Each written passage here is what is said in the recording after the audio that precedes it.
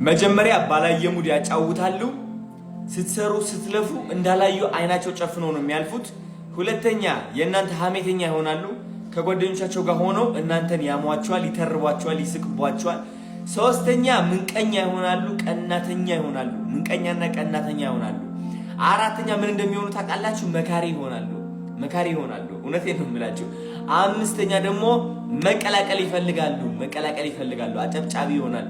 ልንገራችሁ። ስለዚህ እንዳትሰሙ። ስግጥ ብለህ ስራ ወንድም አለም። ይህ የታወቀ ነገር ነው። ወደ ስኬት ማሚያ ለመድረስ ማለፍ ያሉብህ 5 ህጎች ነገሮች እነዚህ ናቸው። ስለዚህ እለፋቸው። ተራቢ ይመጣል፣ ቀናተኛ ይመጣል፣ አወዳዳቂ ይመጣል፣ መካሪ ይመጣል። አደገኛው ባይዘው መካሪው እንደሆነ ማወቅ አለባችሁ። መካሪውን ካለፍከው እንደ ትንሽ አይቶ በትንሽነቱ ሲመክርህ እሱ ትንሽነት ምንም ሳይመስልህ አልፈ ሰርተ ስትለወጥ ሲያይክ ያ መካሪ አንተ አጨብጫቢና ተመካሪ መሆኑ አይቀርም። ልፋ ስራ፣ ግን እመን። መጀመሪያ መልፋትና መስራት ብቻ ምንም ለውጥ አያመጣልህም ካላመን። አይምሮ ሰፋ አድርገውና የምትፈልገው ነገር ምንድነው ሰፋ አድርገው።